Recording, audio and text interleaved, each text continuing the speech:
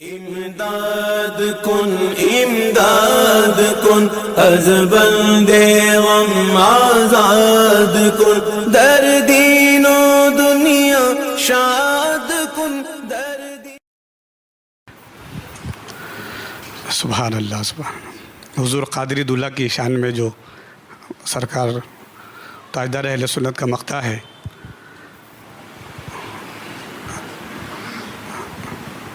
حضرت پونا آئے ہوئے تھے تو میں نے حضور سے پوچھا، حضور تاجدار اہل سنت تھے، کہ حضور قادری دولہ بغداد شریف کتنے مرتبہ حاضری ہوئے؟ تو حضور ترجمان قادریت بھی موجود تھے۔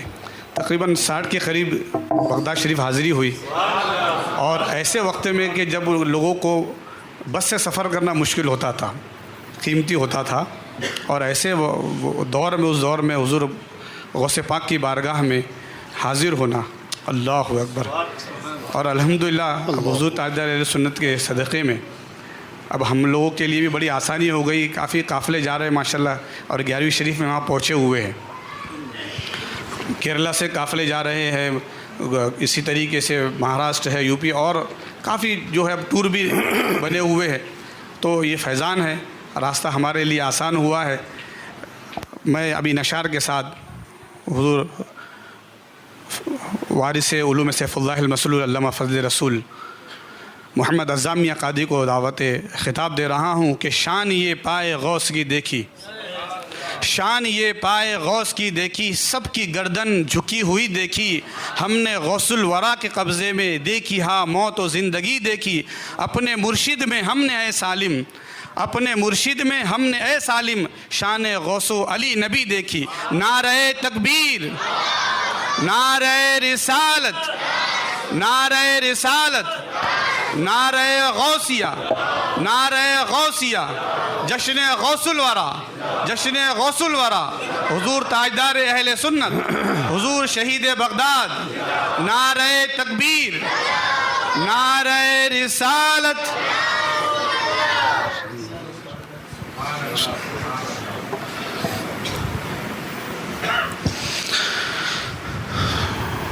معزز سامعین و حاضرین، السلام علیکم ورحمۃ اللہ وبرکاتہ۔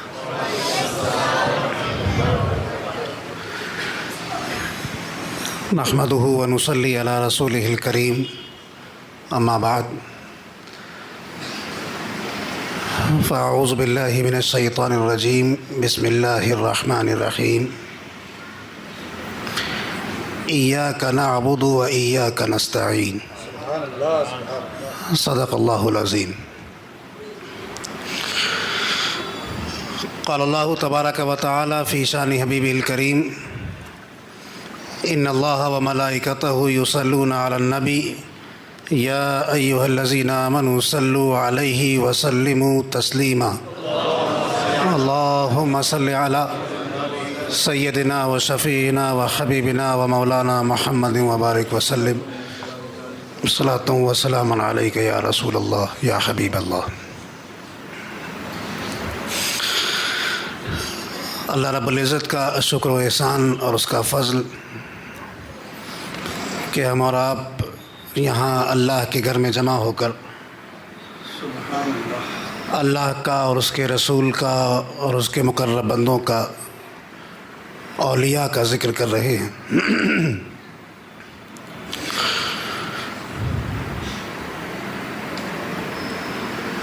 یقیناً ہمارا یہاں آنا اور ہمارا یہاں بیٹھنا اور ہمارا یہاں ذکر کرنا اور ذکر سننا ہمارے لیے باعث برکت بھی ہے، باعث ثواب بھی ہے، اور باعث نجات بھی ہے۔ اللہ رب العزت سے دعا ہے کہ ہماری اس بزم کو اور ہمارے اس ذکر کو اور ہمارے اس جلسے کو اپنی بارگاہ میں قبول فرمائے، اور یہاں آنے والوں کو اور ذکر سننے والوں کو اور ذکر کرنے والوں کو اور اس مجلس کا انتظام کرنے والوں کو اس کا اچھے سے اچھا اور بہتر سے بہتر اجر عطا فرمائے۔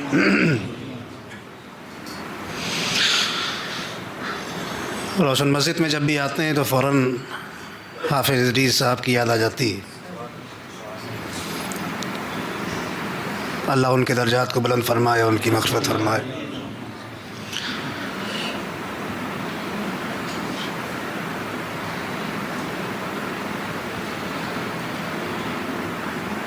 اعلیٰ حضرت تاج الفضل ارشاد فرماتے ہیں کہ بسی جو آنکھ میں پیرانے پیر کی صورت، بسی جو آنکھ میں پیرانے پیر کی صورت، نظر سے گر گئی بدر منیر کی صورت، نظر سے گر گئی بدر منیر کی صورت، اور شاہان دہر نہ لیں نام تخت و تاج کبھی، شاہان دہر نہ لیں نام تخت و تاج کبھی، جو دیکھ لیں تیرے در کی حسیر کی صورت، سبحان اللہ سبحان اللہ، جو دیکھ لیں تیرے در کی حسیر کی صورت، اور ہر ایک داغے دل تار رشک مہر بنے، ہر ایک داغے دل تار رشک مہر بنے، جو دیکھوں اس شہ روشن ضمیر کی صورت، سبحان اللہ سبحان اللہ، جو دیکھوں اس شہ روشن ضمیر کی صورت، اور کشاں کشاں لیے جاتا ہے تیرا جذبہ عشق، کشاں کشاں لیے۔ ابھی مولانا نے فرمایا کہ بغداد شریف حاضری ہو رہی ہے، لوگ جا رہے ہیں، اور حضور قادری دولہ کی 60 مرتبہ حاضری ہوئی، تاجدار اہل سنت کی 45 مرتبہ سبحان حاضری۔ اللہ سبحان اللہ، تو اعلیٰ حضرت تاج الفضل فرماتے ہیں کہ کشاں کشاں لیے جاتا ہے تیرا جذبہ عشق، چلے عراق کو عاشق اسیر کی صورت، ہے سبحان اللہ سبحان چلے عراق کو عاشق اسیر کی صورت، اور فرماتے ہیں کہ جو ظلم کرتا ہے مجھ پر مگر نہیں دیکھی، جو ظلم کرتا ہے مجھ پر مگر نہیں دیکھی، عدو نے میرے معین و نصیر کی صورت، واہ واہ سبحان اللہ، عدو نے میرے معین و نصیر کی صورت، اور تیرے حضور میں کیا عرض مدعا ہے ضرور، تیرے حضور میں کیا عرض مدعا ہے ضرور، کہ خود سوال ہے شاہ فقیر کی صورت، سبحان اللہ، کہ خود سوال ہے شاہ فقیر کی صورت۔ اللہم صلی علی اللہ علیہ محمد صلی اللہ علیہ سیدنا و شفیعنا و حبیبنا و مولانا محمد وسلم۔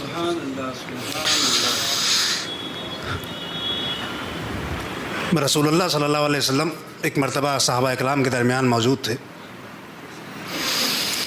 اچانک آپ اٹھے اور کہیں تشریف لے گئے۔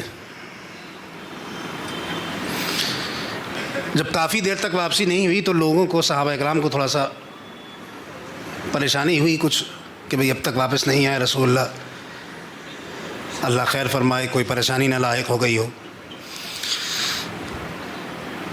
تو حضرت حسان اٹھے اور رسول اللہ کے پیچھے جس راستے پہ گئے تھے چل دیے،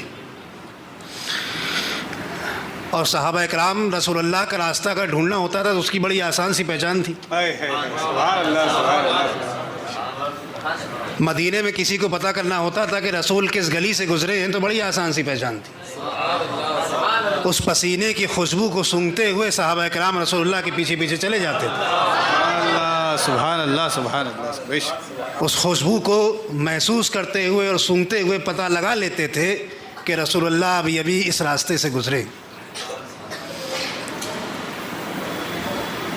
تو حضرت حسان بھی اسی خوشبو کو سونگھتے سونگھتے پہنچے، اور ایک باغ پہ جا کے وہ خوشبو رکی، تو آپ نے اندازہ لگا لیا کہ یقیناً رسول اللہ اسی باغ کے اندر تشریف فرما ہے۔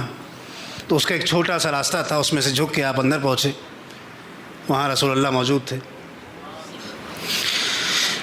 رسول اللہ نے اپنی نالان مبارک آپ کو دیں، عطا فرمائیں، اور ارشاد فرمایا کہ باہر جاؤ، اور باہر جا کے جو ملے اس سے یہ کہہ دو کہ جس نے یہ کہہ دیا کہ اللہ ایک ہے، لا الہ الا اللہ، اللہ کے علاوہ کوئی معبود نہیں ہے، جس نے اس بات کی گواہی دے دی تو اس کو جنت کی بشارت دے دو، سبحان اللہ سبحان اللہ سبحان اس کو جنت کی بشارت دے دو، اس کے ساتھ ساتھ اپنی نالین بھی دے دی۔ خیر یہ باہر آئے، حضرت عمر سے ٹکراؤ ہوا اور حضرت عمر نے پھر جو ان سے کہا، ایک لمبا واقعہ ہے لیکن میں بتانا اس لیے چاہ رہا تھا، مجھے یہ بات اس لیے یاد آ گئی کہ ابھی جو بچے نے ایک نعت پڑھی کہ میرے لیے میرے آقا نے بات کی ہوئی ہے، تو آخر آقا نے کس چیز کی بات کی ہوئی؟ سبحان اللہ سبحان اللہ سبحان اللہ سبحان اللہ۔ جو بات ہو گئی ہے، جو بات طے ہو گئی ہے، جو معاملات طے ہو گئے ہیں، وہ آخر کس چیز کے طے ہو گئے ہیں؟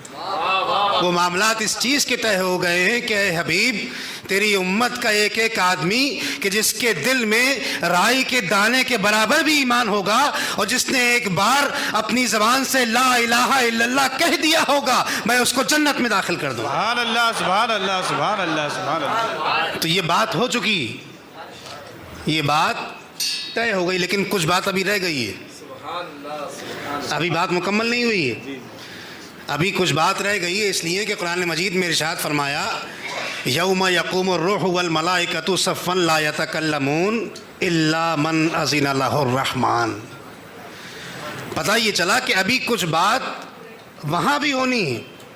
اوئے ہائے ہائے ہائے ہائے ہائے۔ یوم یقوم الروح والملائکۃ صفا لا یتکلمون، کلام نہیں کر رہے ہیں، الا من اذن لہ الرحمن، سوائے اس کے کہ جس کو رحمان اجازت دے گا۔ کس بات کی؟ بات کرنے کی۔ واہ واہ واہ واہ۔ خاموش کھڑے ہوئے ہیں نا، اب اجازت ملے گی تو کس بات کی اجازت ملے گی؟ اس بات کی اجازت دی جائے گی کہ اے محبوب بات کرو۔ تو ایک بات تو ہو چکی ہے، ایک بات تو طے ہو چکی ہے، ایک معاملات طے ہو چکے ہیں، اب یہ دوبارہ کس چیز کی بات؟ یہ دوبارہ اب میدان قیامت میں جہاں اولین و آخرین جمع ہوں گے، جہاں حضرت آدم سے لے کر حضرت عیسیٰ تک تمام انبیاء موجود ہوں گے، تمام اولیاء اور تمام اقطاب موجود ہوں گے، پوری خلقت موجود ہوگی، اس خلقت کے درمیان کیا بات ہونی؟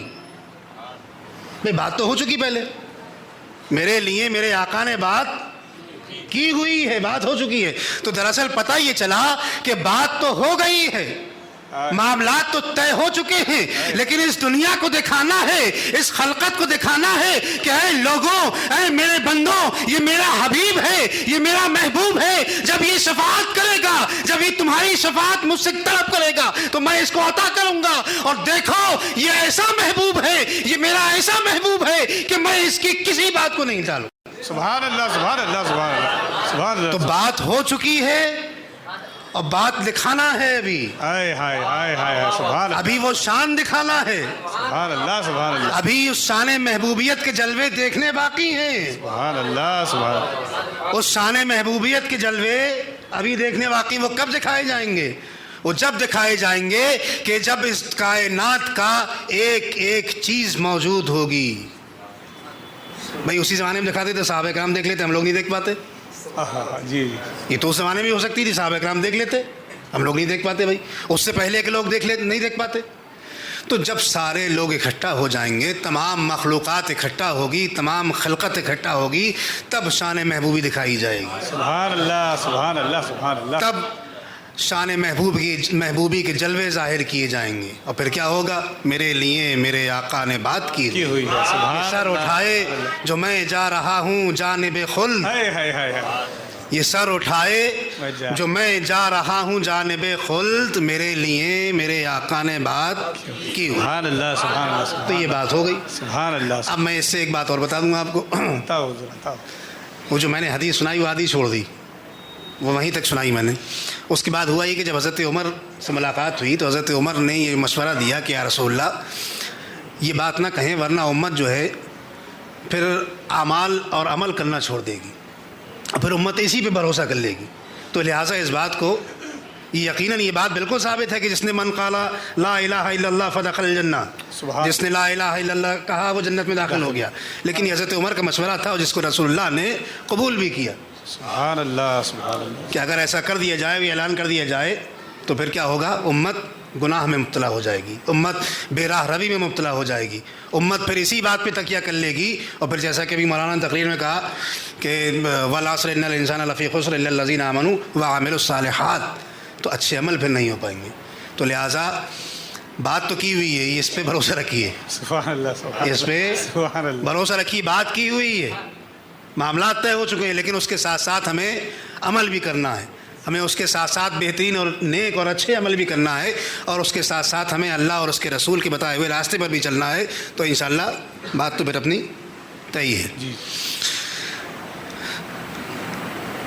اللہ رب العزت نے قرآن مجید میں ارشاد فرمایا ایاک نعبد و ایاک نستعین، بالکل شروعاتی سورہ فاتحہ میں۔ معاملہ دراصل یہ ہے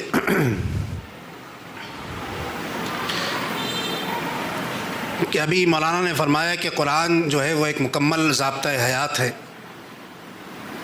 انسان کو ایک اچھی زندگی گزارنے کے لیے اللہ نے در بدر بھٹکنے کی محتاجی سے دور رکھا، اور ایک ایسی کتاب عطا فرما دی، ایک ایسی کتاب ہدایت اپنے بندوں کو دے دی کہ جس کو پڑھ کر اللہ کے بندے نیک راستے پر چل سکتے۔ لیکن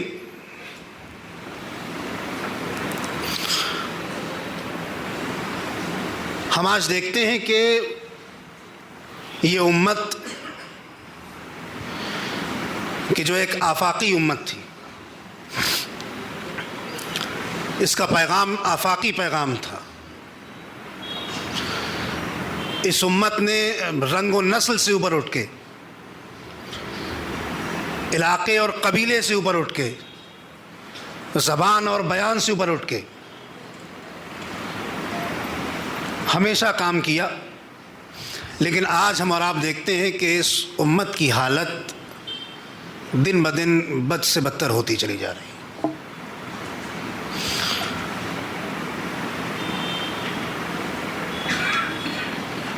امت میں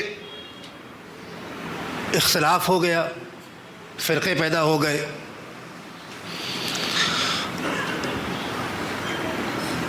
جو زمانہ رسول اللہ کا زمانہ تھا، جو زمانہ صحابہ اکرام کا زمانہ تھا، جو زمانہ تابعین کا زمانہ تھا، اس زمانے میں اللہ نے قرآن نازل فرمایا، رسول اللہ نے اس کا بیان فرما دیا، رسول اللہ نے اس بات کو صاف کر کے بیان کر دیا، تو معاملہ اس وقت صاف تھا، کوئی اختلاف اور کوئی ڈسپیوٹ نہیں تھا۔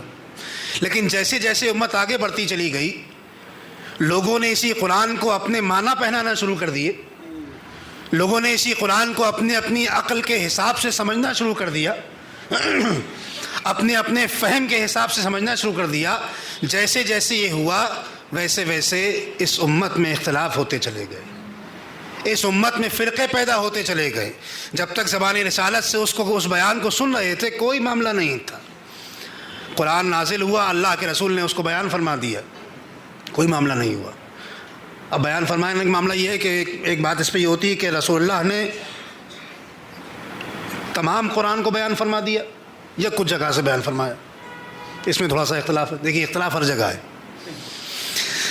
علماء فرماتے ہیں، بعض علماء ان کی اپنی رائے ہوگی، وہ یہ کہتے ہیں کہ رسول اللہ نے تمام قرآن کو بیان فرما دیا، لیکن بعض علماء یہ فرماتے ہیں کہ رسول اللہ نے تمام قرآن کا بیان نہیں فرمایا، بلکہ بعض جگہ جو وہ مقامات جو بہت مشکل اور جو سخت تھے ان کو بیان فرما دیا۔ اس لیے کہ علماء فرماتے ہیں کہ اگر تمام قرآن کو اللہ کے رسول بیان فرما دیتے تو پھر تو معاملہ ہی ختم ہو جاتا، اور اس پوری امت پہ ایک جمود طاری ہو جاتا، یہ امت جامد ہو جاتی، کوئی حرکت ہی، کوئی آپ کی محنت اور کوئی لگن، کوئی تحقیق، کچھ ہوتا ہی نہیں۔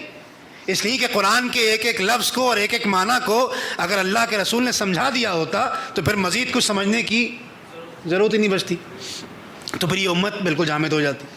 تو علماء نے فرمایا کہ اللہ کے رسول نے بعض مقامات پر جو مشکل مقامات تھے اس کو سمجھا دیا، اور جو باقی مقامات تھے اس کو امت کے لیے چھوڑ دیا کہ اس میں تحقیق کریں، اس میں اپنا معنی اس کا جو نکالیں۔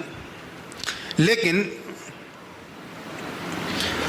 مسئلہ یہ ہے کہ جہاں قرآن کتاب ہدایت ہے، اسی کے ساتھ ساتھ اسی قرآن میں کہا گیا کہ اس کو پڑھ کر بہت سے لوگ گمراہ بھی ہو جائیں گے. یضل بہ کثیرا ویہدی بہ کثیرا. ہدایت کے ساتھ ساتھ اس کو پڑھ کر لوگ گمراہ بھی ہو جائیں گے. ہدایت پانے کے ساتھ ساتھ اس کو پڑھ کر لوگ راستے سے بھٹک بھی جائیں گے. اے بار الہ، یہ کیسا معاملہ ہے؟ یہ قرآن، یہ کتاب ہدایت تھی، اس کو پڑھ کر زندگی کو اچھے ڈھنگ سے گزارنے کا سلیقہ سیکھنا تھا. اس کو پڑھ کر ہمیں اس راستے پر چلنا تھا کہ جو جنت کی طرف جاتا ہے. اس کو پڑھ کر ہمیں اپنی زندگی کو بہتر بنانا تھا. اس کو پڑھ کر ہمیں اپنی زندگی میں نیک اعمال کرنے تھے. اے بار الہ، یہ کیسی بات ہے کہ یہ کتاب ہدایت بھی ہے اور یہ گمراہی بھی. یہ معاملہ سمجھ میں نہیں آیا تو پتہ یہ چلا کہ یہ کتاب یقیناً ہدایت ہے. یہ کتاب یقیناً لوگوں کو ہدایت دینے والی ہے. لیکن اگر اس کو اور اس کتاب کو اس معنی کے اعتبار سے پڑھا جائے کہ جو رسول اللہ نے فرما دیا ہے، جو رسول اللہ نے بتا دیا ہے، اگر اس معنی کے اعتبار سے پڑھیں گے تو پھر یہ کتاب ہدایت ہے. لیکن اگر اس میں اپنا دماغ لگائیں گے، اس میں اپنی فہم ڈالیں گے، تو پھر یہ کتاب گمراہی کی طرف لے جاتی ہے. اس لیے ہم نے اور دیکھی کہ بڑے بڑے لوگ، اور یہ بات بھی یاد رکھیے کہ جتنے فرقے ہوئے کوئی جاہل نہیں تھا ان میں سے. جتنے بھی فرقے بنے ان میں سے کوئی جاہل. سب سے پہلا فرقہ جو بنا وہ بہت قابل آدمی تھا. اس امت سے جو سب سے پہلے جو آدمی کٹا وہ بہت قابل آدمی تھا. کیا تھا اس نے کیا کہا؟ جب اللہ رب العزت نے فرشتوں سے کہا کہ آدم کو سجدہ کرو تو فرشتوں نے سجدہ کرا الا ابلیس. کیوں نہیں کیا؟ کیونکہ بہت قابل آدمی تھا. کوئی جاہل آدمی نہیں تھا ابلیس، بہت قابل آدمی تھا، پڑھا لکھا آدمی تھا. وہ جانتا تھا کہ میں آگ سے بنا ہوں اور یہ مٹی سے بنے ہیں. اس بات کو جانتا تھا. اس بات کو جان کر اس نے سجدہ نہیں کیا. کیا ہوا؟ ابا واستکبر وکان من الکافرین. تکبر کیا. کیونکہ یاد رکھیے کہ جب علم آتا ہے تو اس کے ساتھ تکبر بھی آتا ہے. یہ بات بھی یاد رکھیے، جب علم آئے گا تو اس کے ساتھ تکبر بھی آئے گا. تو ابلیس کے پاس علم آیا، علم کے ساتھ ساتھ کیا ہوا؟ تکبر بھی آیا. تکبر کیا، وکان من الکافرین. پہلا آدمی یہیں سے کٹ گیا. یہ کٹنے والا پہلا آدمی تھا. کیسے کٹا؟ علم کی بنیاد پر. ٹھیک. ہمارے حضرت حضور تاجدار اہل سنت بڑی مزے کی بات فرماتے تھے. یہاں پہ بڑی اہم بات اور بہت سمجھنے کی بات اکثر فرماتے تھے کہ ابا واستکبر وکان من الکافرین. آپ فرماتے تھے کہ تکبر اور کفر کے درمیان ایک بہت باریک سی لکیر ہے. تکبر اور کفر کے درمیان بہت مہین سی لائن ہے. ادھر آپ نے تکبر کیا، ادھر کفر. تو یہ بہت سنبھلنے کی چیز ہے، بہت سنبھل کے چلنے کی چیز ہے. تکبر اور غرور یہ اللہ کے شائن شان ہے، یہ بندوں کی شان نہیں. تو عرض یہ کر رہا تھا کہ علم کی بنیاد پر، اپنے جاننے کی بنیاد پر، جہالت کی بنیاد پر کسی نے کوئی فرقہ نہیں بنایا. کسی نے کوئی امت مسلمہ سے کوئی آدمی الگ نہیں ہوا. بلکہ جتنے فرقے بنے، آج بھی بن رہے ہیں یا آج سے پہلے، وہ علم کی بنیاد پر بنے. بعض لوگوں نے یہ کہہ دیا کہ جب انسان مر کے قبر میں جاتا ہے تو اس وقت نہ ثواب ہوتا ہے نہ عذاب ہوتا ہے. یہ کہا لوگوں نے اور الگ ہو گئے. کیوں کہا؟ یہ علم کی بنیاد. بہت پڑھ لکھ لیا، فلسفہ دماغ پہ چڑھا، علم کا جادو چڑھا، تو پھر پڑھتے یہاں تک پہنچے کہ یہ کہہ دیا کہ بھائی قبر میں نہ عذاب ہوگا نہ ثواب. الگ ہو گئے. کچھ لوگوں نے اتنا پڑھ لیا اور یہاں تک پہنچ گیا، انہوں نے کہا کہ اللہ نے کائنات کو بنا دیا اور ہم نے، آپ نے سنا ہوگا کہ اس کائنات کا کوئی پتا جو ہے بنا اللہ کی مرضی کے نہیں ہلتا. لیکن بعض لوگوں نے یہ کہا کہ اس کائنات کو اللہ نے بنا دیا اور جس چیز کو جو دے دیا گیا اب وہ اس کے حساب سے اپنی حرکت کر رہی ہے، اب اللہ کا اس میں کوئی دخل نہیں. بعض لوگوں نے یہ کہا اور ایک الگ ہو گئے. تو مسئلہ دراصل یہ ہے کہ جیسے علم آتا ہے اور علم تکبر لے کے آتا ہے تو پھر پڑھ کر آدمی ایک اپنی الگ رائے بنا لیتا ہے، ایک الگ فرقہ بنا لیتا ہے. تو اس لیے ضروری یہ ہے کہ ہم صحیح طرح سے پڑھیں. اور یہ پڑھ کے، یہ کوئی ابن صفی کے ناول پڑھ کے یہ عقیدہ نہیں بنایا لوگوں نے، یا کوئی اور کتاب پڑھ کے یہ عقیدہ نہیں بنایا، بلکہ اسی قرآن کو پڑھ کر جو قرآن کتاب ہدایت ہے، اسی قرآن کو پڑھ کر لوگوں نے یہ عقیدہ بنا لیا کہ اللہ جو ہے وہ اللہ نے جو دے دیا وہ دے دیا، اس کے بعد پھر اللہ کا اس سے کوئی تعلق نہیں ہے. اسی قرآن کو پڑھ کر یہ عقیدہ بنایا. تو پتہ یہ چلا کہ ہمیں قرآن کو پڑھنا چاہیے، قرآن کتاب ہدایت ہے، لیکن رسول اللہ نے جس طرح سے سمجھایا ہے، جس طرح سے پڑھایا ہے، جو معنی بیان کیا ہے، ہمیں اس طرح سے سمجھنا چاہیے۔ اگر ہم اس سے ہٹ کر قرآن کو پڑھ لیں گے تو پھر قرآن ہدایت نہیں دے گا، بلکہ ہم غلط راستے کی طرف چلے جائیں گے، ہم دوسرے راستے کی طرف چلے جائیں گے، ہم اس راستے کی طرف چلے جائیں گے جو جنت کی طرف نہیں جاتا ہے بلکہ جہنم کی طرف چلا جاتا ہے۔ اب قرآن کو پڑھنے کا معاملہ یہ ہے کہ قرآن کو پڑھنے کے لیے اور قرآن کو سمجھنے کے لیے آپ کو عربی آنا چاہیے،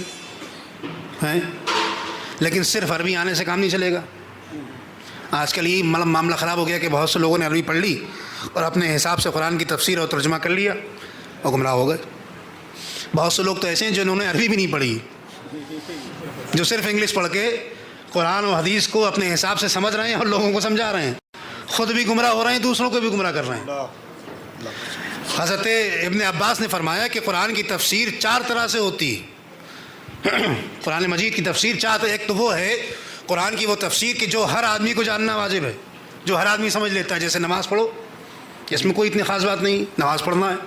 ایک تفسیر وہ ہے کہ جس کو سمجھنے کے لیے اور جاننے کے لیے عربی کا آنا ضروری ہے، عربی جاننا ضروری ہے، اور پھر عربی بھی صرف عربی نہیں جاننا ضروری۔ تیسری اس کی جو کیٹیگری ہے، اس کیٹیگری کا مطلب یہ ہے کہ آپ نے فرمایا کہ اس کے ساتھ ساتھ علوم شرعیہ بھی آپ کو آنا چاہیے، تفقہ فی الدین بھی آنا چاہیے، آپ کو عربی گرامر کی سمجھ بھی ہونا چاہیے، وہ تیسرا طبقہ ہے۔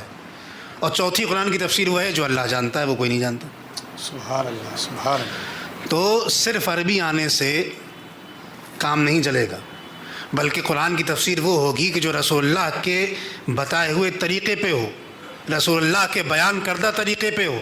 آپ اپنی من گھڑت تفسیر اگر کر لیں گے، اپنا من گھڑت ترجمہ اگر آپ کر لیں گے تو پھر وہ ہدایت نہیں ہوگا بلکہ وہ گمراہی ہوگا، آپ کے لیے بھی اور آپ جس کو سنائیں گے اس کے لیے بھی۔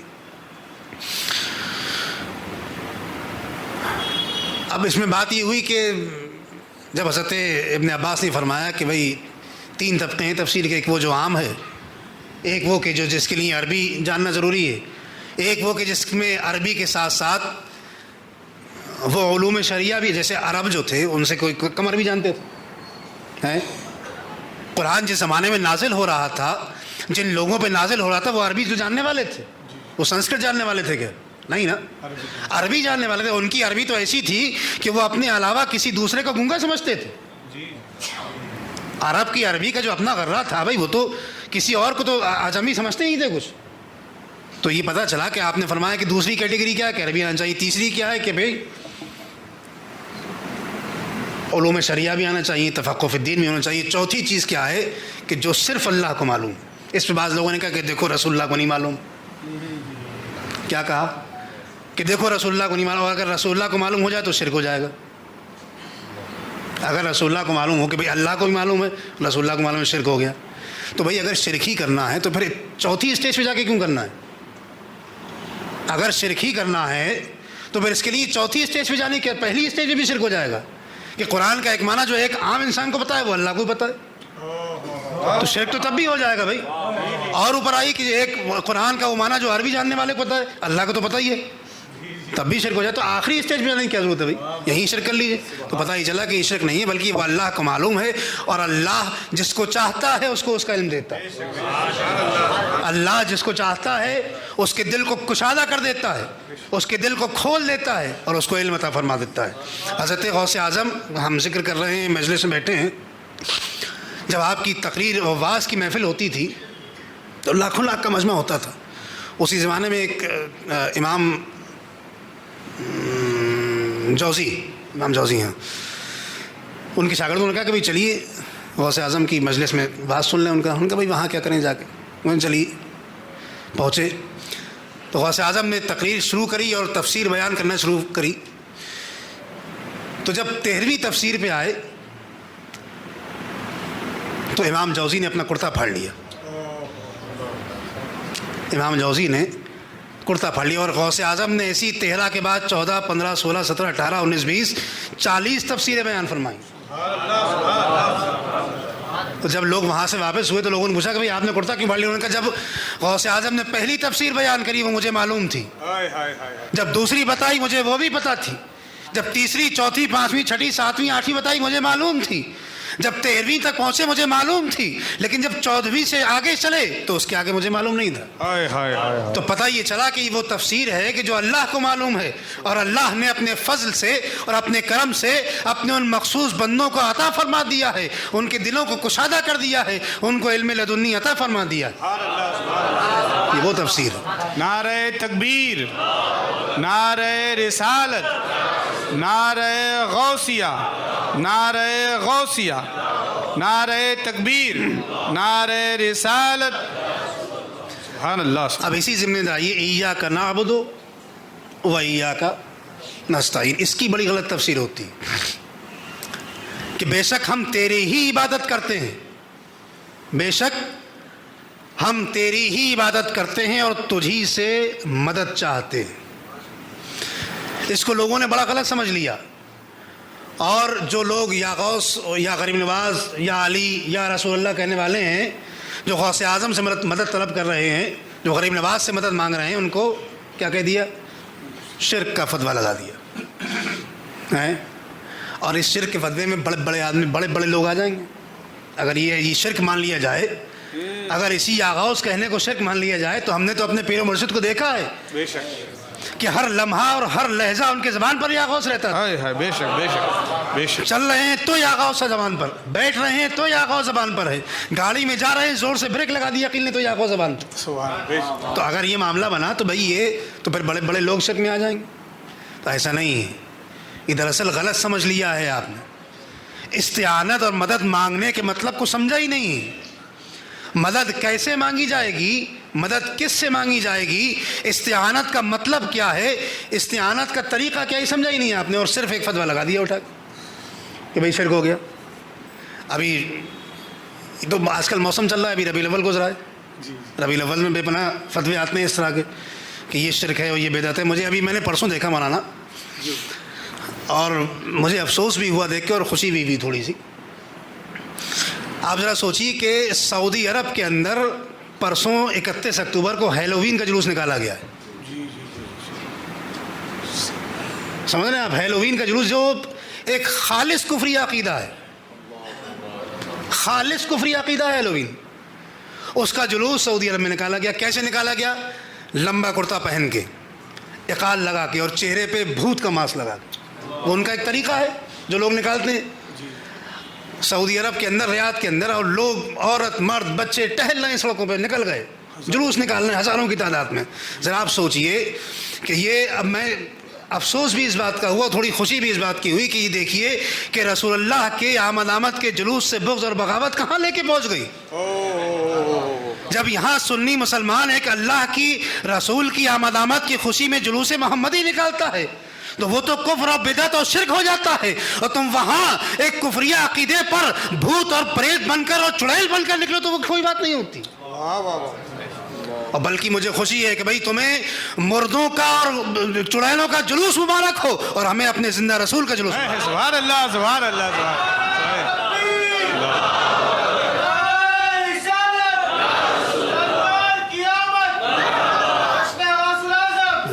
تو بھائی تمہیں مبارک ہو بھوتوں کا، مردوں کا، بھوت مردے چڑیل ان سب کا جلوس تمہیں مبارک ہو۔ بھائی ہمیں تو اپنے زندہ رسول کا جلوس مبارک، زندہ غوث کا جلوس مبارک ہے، اور ہم اسی طرح نکالتے رہیں گے انشاءاللہ۔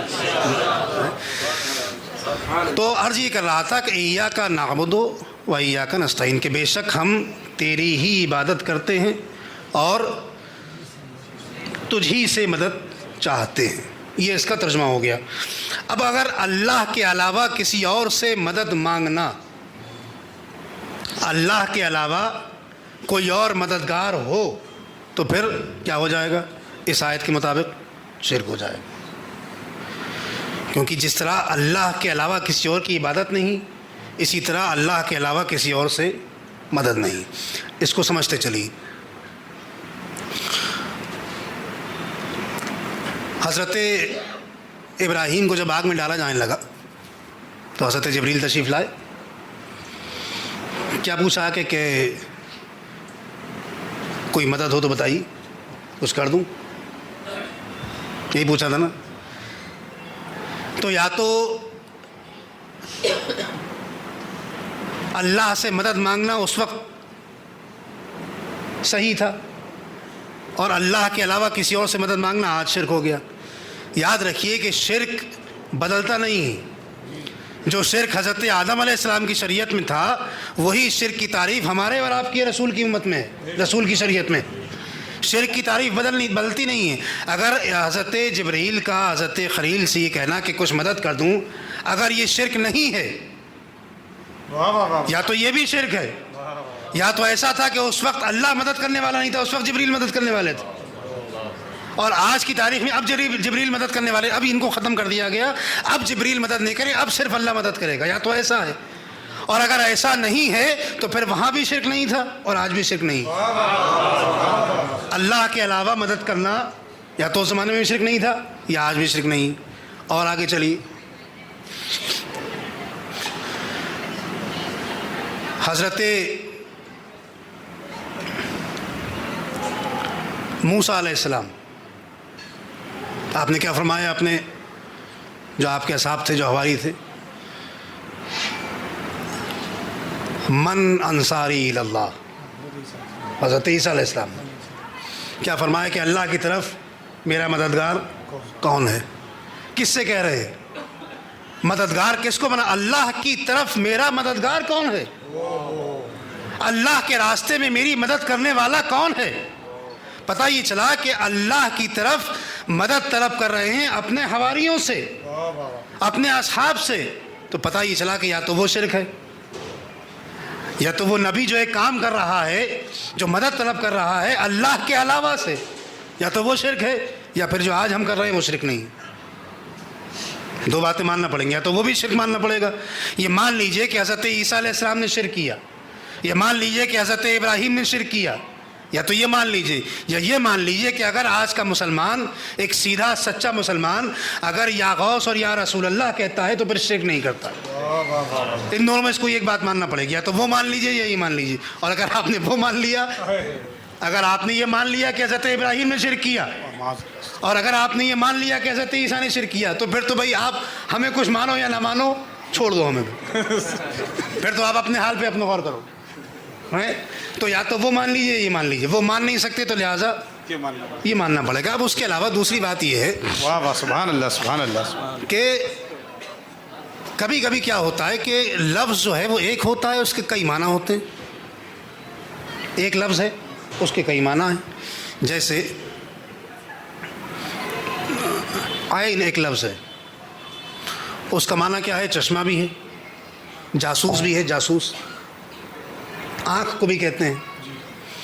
تو اس کے مختلف معنی ہیں، ہر معنی الگ الگ جگہ استعمال کیا جاتا ہے۔ کچھ لفظ ایسے ہوتے ہیں کہ جن کا ایک حقیقی معنی ہوتا ہے اور ایک اس کا مجازی معنی ہوتا ہے۔ کبھی وہ اپنی حقیقت پر بولا جاتا ہے اور کبھی اپنے مجاز پر بولا جاتا ہے۔ جیسے کہا جائے کہ زید کل اسد، زید جو ہے وہ شیر کی طرح ہے، تو کیا مطلب؟ زید کی 4 ٹانگیں ایسے چل رہا ہے، ایسا بال بڑے بڑے اس کے ہیں، دہاڑ رہا ہے، دم ہے، نہیں نا۔ اس کا مطلب یہ ہوا کہ یہ اسد جو کہا گیا یہ اپنے حقیقی معنی میں نہیں بولا گیا، بلکہ یہ اسد اپنے مجازی معنی میں بولا گیا ہے۔ اس کا مطلب یہ ہے کہ زید کل اسد، زید شیر کی طرح بہادر ہے، زید شیر کی طرح ہمت والا ہے۔ لیکن اگر آپ اس بات پہ آ جائیں کہ نہیں یہاں مجازی معنی کچھ نہیں ہے بلکہ زید کل اسد کا مطلب یہ ہے کہ زید شیر کی طرح ہے، تو آدمی آپ کو بیوقوف کہے گا، آدمی آپ کو بیوقوف کہے گا۔ جیسے مثال کے طور پر عام بول چال میں کہتے ہیں کہ بھائی اور دکان کیسی چل رہی ہے، یہ کہا جاتا ہے کہ نہیں کہا جاتا ہے؟ دکان تو کہیں نہیں چل رہی ہے بھائی، دکان تو آج سے 10 سال پہلے جہاں تھی وہیں ہے۔ دکان نہیں چل رہی، دکان میں کاروبار چل رہا ہے، دکان میں منافع ہو رہا ہے، دکان میں نقصان ہو رہا ہے، تو یہ اس کا ایک مجازی معنی لیا جاتا ہے کہ بھائی دکان کیسی چل رہی ہے۔ لیکن اس سے اگر کوئی سمجھ لے کہ دکان چل رہی تو بھائی کہاں چل رہی، کہاں یہاں روشن مسجد سے منوشا مسجد پہنچ گئی؟ نہیں پہنچی بھائی، دکان اپنی جگہ ہے لیکن اس کا مجازی معنی استعمال ہے۔ جیسے کوئی کہے کہ بھائی یہ راستہ کہاں جا رہا ہے، مثال کے آسان سمجھا رہا ہوں میں آپ کو، حالانکہ بہت مشکل بحث ہے یہ، میں بہت آسان سمجھا رہا ہوں۔ یہ راستہ کہاں جا رہا ہے، کہاں جا رہا ہے یہ راستہ؟ یہ راستہ تو کہیں نہیں جا رہا، یہ راستہ اپنی جگہ کھڑا ہوا ہے بھائی۔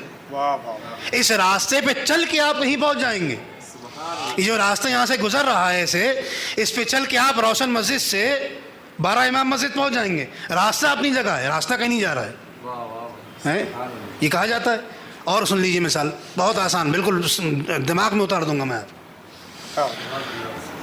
اتنی بارش ہوئی کہ نالیاں بہہ گئیں, کہتے ہیں نہیں کہتے ہیں, اتنی بارش ہوئی کہ نالیاں بہہ گئیں. نالیاں کہاں بہہ گئیں بھائی؟ نالیوں میں پانی بہہ گیا بھائی. نالیاں کہیں نہیں بہتی, نالیاں اپنی جگہ رہتی ہیں. نالیوں میں پانی بہتا ہے, لیکن عوام میں اور اس کو مجازی طور پر یہ کہا جاتا ہے کہ اتنی بارش ہوئی کہ نالیاں بہہ گئیں بھائی. پر نالا بہہ گیا, ندیاں بہہ گئیں. کہاں بہہ گئی ندی؟ تو وہیں اپنی جگہ, بہہ کے کہاں گئی؟ پانی بہہ گیا اس میں بھائی.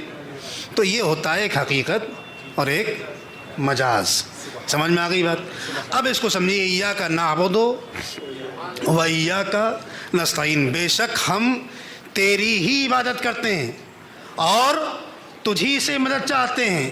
تو حقیقی مدد کرنے والا تو اللہ ہی ہے, بے شک بے شک, حقیقی مدد کرنے والا تو اللہ. لیکن یہ دنیا یہ اسباب پہ ٹکی ہوئی دنیا ہے. یہ دنیا دارالاسباب ہے. آپ کو بخار آیا, آپ نے ایک کامبی فلیم کھائی, آپ کو فائدہ ہو گیا. کامبی فلیم میں فائدہ تھا. ڈولو کھا لی, ڈولو 650 ڈولو کھائی, اس سے فائدہ ہوا. ڈولو میں کوئی فائدہ تھا نہیں تھا. ڈولو ایک سبب بنا. شفا دینے والا اللہ ہے, بے شک بے شک, اس کی مرضی ہے وہ آپ کو شفا دے کے نہ دے, یہ اس کی مرضی ہے. لیکن اس نے آپ کو شفا دی کس کے ذریعے سے؟ ڈولو کے ذریعے سے. ایک ایسی چیز کہ جس میں کوئی جان نہیں. آپ حکیم صاحب کے پاس گئے, انہوں نے آپ کی جڑی بوٹی پیس کے دے دی, پیڑ پتے وہ کاٹے ویسے کر کے اس کو اس میں پیسا اور دے دیا, کھانسی صحیح ہو گئی آپ کی. کس سے فائدہ ہوا؟ ان پتوں سے. ان پتوں سے کوئی فائدہ نہیں ہونے والا ہے, وہ بے جان پتے ہیں. شفا دینے والی ذات یقیناً اللہ کی ہے, لیکن اس شفا دینے کو ایک سبب بنا کیا؟ حکیم صاحب کی جڑی بوٹی. واہ واہ واہ واہ واہ ہے. تو پتہ یہ چلا کہ یہ دنیا ایک اسباب کی دنیا ہے, اس میں سبب ہوتے ہیں. تو اسی طرح حقیقتاً مدد کرنے والی ذات اللہ کی ہے. اور اگر کوئی یہ سمجھتا ہے کہ حقیقی مدد کرنے والی ذات غوث اعظم کی ہے, حقیقی مدد کرنے والی ذات غریب نواز کی ہے, حقیقی مدد کرنے والی ذات نظام الدین اولیاء کی ہے, تو غلط سمجھتا ہے. حقیقی ذات جو ہے, جو مدد کرنے والی ذات ہے, وہ یقیناً اللہ کی ہے, لیکن یہ سبب ہے. اب اگر کسی نے کچھ پڑھ کے بوتل پہ پانی پہ پھونک دیا اور اس پانی سے شفا ہو گئی, تو شفا دینے والا کون؟ حقیقی ذات تو اللہ ہی کی ہے, لیکن اس کا ایک سبب بنا کیا؟ اس ولی کامل کی وہ پھونک. اب یہ اللہ کی مرضی ہے کہ اس ولی کامل نے کچھ پڑھ کے پھونکا تو شفا ہو گئی, یا کچھ نہ بنا پڑھے ایسی پھونک دیا تب بھی شفا ہو گئی. تو اللہ کی مرضی, یہ تو اللہ کی مرضی کہ اس نے کچھ پڑھا اور پھونکا تو شفا ہو گئی, یا اس نے ایسی پھونک دیا بھائی شفا ہو گئی. لیکن بہرحال سبب بنا کہ نہیں بنا؟ اس مدد کا سبب بنا کہ نہیں بنا؟ بالکل اسی طرح کہ جس طرح حضرت جبریل علیہ السلام اس مدد کے سبب بن رہے تھے حضرت خلیل کے ساتھ, بالکل اسی طرح وہاں حضرت جبریل کوئی اپنے پاس سے مدد لے کے نہیں آنے والے تھے. حضرت جبریل کوئی حقیقی مدد پہنچانے والے نہیں تھے, بلکہ وہ اللہ ہی کی جانب سے آنے والی تھی. لیکن کیا تھا؟ جبریل سبب بن رہے تھے. اسی طرح یہاں آج کے دور میں ہم جو یا رسول اللہ کہتے ہیں, یا شیخ عبد القادر کہتے ہیں, یا غوث اعظم کہتے ہیں, تو اس کا مطلب یہ نہیں کہ ہم یا غوث کو اللہ سمجھ رہے ہیں, ہم غوث اعظم کو اللہ نہیں سمجھ رہے ہیں, ہم عبد القادر کو عبد القادر ہی سمجھ رہے ہیں, بندہ ہی سمجھ رہے ہیں. اور ایک بات اور یاد رکھیے کہ یہ جو کا اور کی اور کے ہوتا ہے نا, اس کا مطلب ہوتا ہے مضاف مضاف الیہ کی ترکیب. علماء کرام بیٹھے ہیں یہاں پہ, جانتے ہیں, آپ لوگ بھی سمجھ لیجیے. جیسے کہ آ جائے کہ قادر کا, عبد القادر کا مطلب کیا ہوا؟ قادر کا بندہ, ٹھیک. رسول اللہ, اللہ کے رسول, ٹھیک. یہ کا کی کے جس میں بیچ میں آتا ہے اس کو کہتے ہیں مضاف مضاف الیہ. اور مضاف مضاف الیہ کا ایک قاعدہ یہ ہے کہ مضاف اور مضاف الیہ کے درمیان تغایر ہوتا ہے. کبھی بھی ایسا نہیں ہوگا کہ جو مضاف ہے وہ مضاف الیہ ہو. ان دونوں میں الگ الگ نسبت ہوتی ہے. جو مضاف ہوگا وہ مضاف الیہ نہیں ہوگا, اور جو مضاف الیہ ہوگا وہ مضاف نہیں ہوگا. اب جب ہم نے عبد القادر کہا تو قادر کا بندہ, تو ہم اس کو بندہ مان, اس کو قادر نہیں مان رہے ہیں. اور جو قادر ہے اس کو بندہ نہیں مان رہے ہیں, اس کو اللہ مان رہے ہیں, اس کو بندہ مان رہے ہیں. جب رسول اللہ کہا تو رسول کو رسول مان رہے ہیں, اس کے بعد اللہ نہیں مان رہے ہیں, اور اللہ کو رسول نہیں مان رہے ہیں, اللہ کو اللہ مان رہے ہیں. سبحان اللہ سبحان اللہ. تو پھر یہ باتیں یہ شرک اور یہ کفر اور یہ بدعت کی باتیں بیکار ہیں. ہم نہیں مان رہے ہیں. ہم اللہ نہیں مانتے ہیں, ہم رسول اللہ کو رسول مانتے ہیں, ہم غوث اعظم کو غوث اعظم مانتے ہیں. اور عقیدہ توحید ہم سے پکا کس کا ہوگا؟ عقیدہ توحید ہم نے تو کیا کیا نہیں دیکھا. ہم نے تو رسول اللہ کی انگلی سے سورج کو پلٹتے ہوئے دیکھا ہے, لیکن رسول اللہ کو کبھی اللہ نہیں مانا. ہم نے اسی انگلی سے چاند کے 2 ٹکڑے ہوتے دیکھا ہے, لیکن کبھی رسول اللہ کو اللہ نہیں مانا, ہمیشہ رسول اللہ مانا. ہم نے انہی انگلیوں سے چشموں کو نکلتے دیکھا ہے. کیا دیکھا ہے؟ چشمے نکلتے دیکھے ہیں, لیکن کبھی اللہ نہیں مانا, رسول مانا.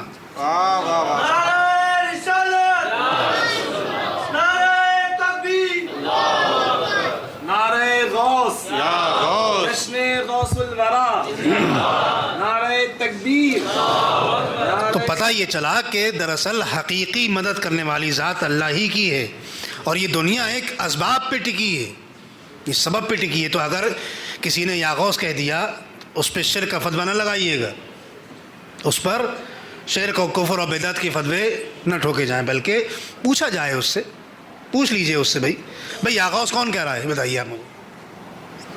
یا غوث کون کہہ رہا ہے؟ آپ کہہ رہے ہیں, ہم کہہ رہے ہیں نا, ہم. تو پھر پوچھا ہم سے جائے گا, آپ کیوں فتویٰ لگا رہے ہیں بھائی؟ اپنی بات کے ذمہ دار آپ ہوئیے, ہماری بات کے ذمہ دار ہم ہیں. بھائی یا غوث اور یا رسول اللہ یا غریب نواز یا نظام الدین, یہ باتیں تو ہم کر رہے ہیں, تو ہم سے پوچھیے کیا کر رہے ہیں. ہم نے کہا اور آپ نے فتویٰ لگا دیا, یہ کیا بات ہوئی؟ بھائی آپ تو اپنی باتوں کی وضاحت کریے جو آپ نے کتابوں میں لکھ دیا ہے.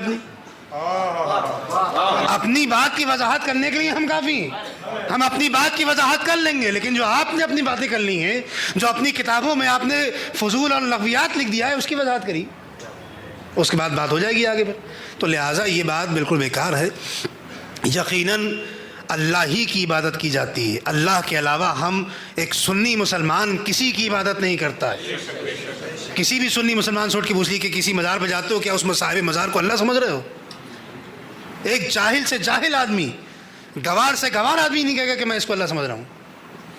جو مزار پہ جا رہا ہے وہ یہی کہے گا کہ اللہ کے بندہ ہے, ایک نیک بندہ تھا, انتقال ہو گیا, اس کا مزار ہے, یہی کہے گا وہ. تو یہ یقیناً ایاک نعبد کہ ہم بے شک اللہ ہی کی عبادت کرتے ہیں, اللہ ہی کی عبادت کرتے ہیں, اللہ ہی عبادت کے لائق ہے. وَإِيَّاكَ نَسْتَعِينُ, اور اسی سے مدد چاہتے ہیں. اللہ ہی حقیقتاً مدد کرنے والا ہے, اللہ ہی حقیقتاً مدد پہنچانے والا ہے, اللہ ہی حقیقتاً مدد کرنے والا ہے. لیکن اس کے سبب بنے ہوئے ہیں, اس کے سبب بنے ہوئے ہیں. کبھی اللہ کیروسین کی گولی کے ذریعے بندے کو شفا دے دیتا ہے, مدد کر دیتا ہے.